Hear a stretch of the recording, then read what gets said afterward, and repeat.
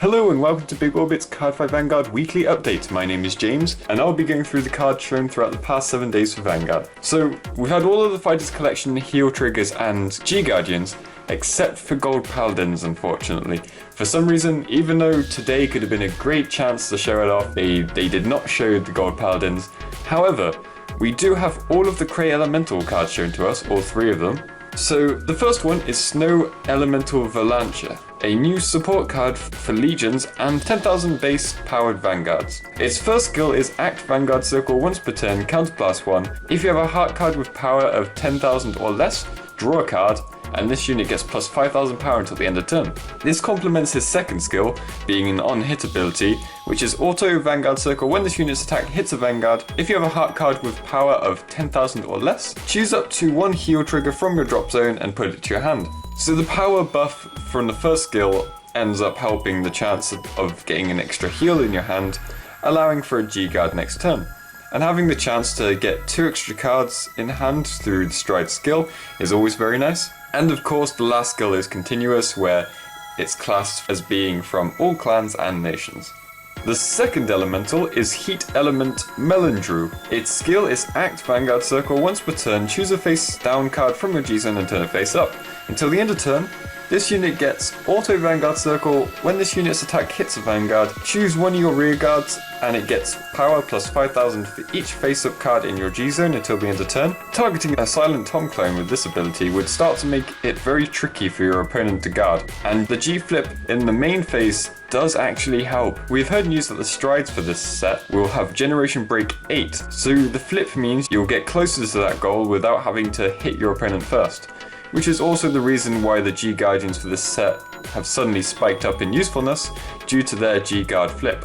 And lastly for the Cray Elementals is Air Element Luctorm, who is an Agleam clone. So she allows you to draw and drop on guarding. This does work nicely for Shadow Paladin to get Ritual and Grand Blue to get useful attackers in the drop zone, while hopefully drawing into more defensive cards. Supreme Heavenly Emperor Dragon Advanced Guard Dragon is the G-Guardian for Kagero. He has Auto Generation Break 1, Soul Blast 1 and choose a face down G-Guardian from your G-Zone and turn it face up. When this unit is placed on Guardian Circle, you may pay the cost. If you do, choose one of your opponent's resting grade 1 or less rear guards and retire it. This means you can get rid of the boosting unit on the column that's attacking you, or you can get rid of annoying units like Laurel. There is also a chance that they are attacking you with the grade 1 unit, then it starts to work similar to Denial Griffin. The heal for Kagero is Positive Draco Kid, who will allow you to Soul Blast 1 to countercharge 1. Kinesis Megatrick Cold Heart is the G-Guardian for Pale Moon. He has Auto Generation Break 1, choose a face down G-Guardian from your G-Zone and turn it face up.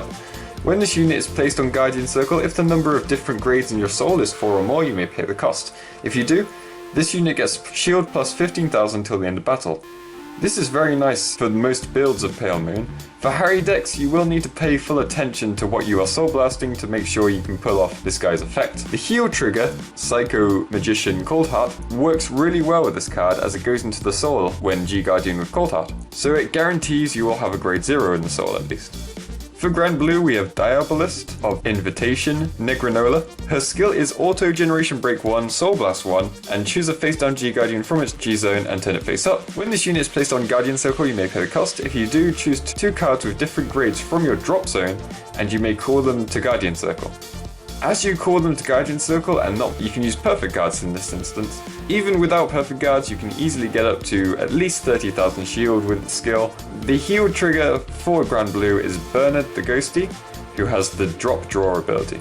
Holy Beast's Divine Maskell is the last of the G-Guards for this week, and is for Royal Paladin. It has Auto Generation Break 1, choose a face down G-Guardian from your G-Zone and turn it face up. When this unit is placed on Guardian Circle, if you have a rear guard in your front row, you may pay the cost. If you do, this unit gets plus 10,000 shield till the end of battle.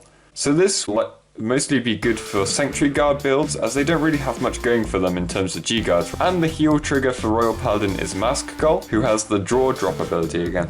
And that is all for this week. Be sure to leave a comment on how you feel about these cards, and if you have any questions, I'll try and answer them as best as I can. And be sure to check next week's video, where I'll be going through the cards shown throughout the next 7 days. See you next time. Bye!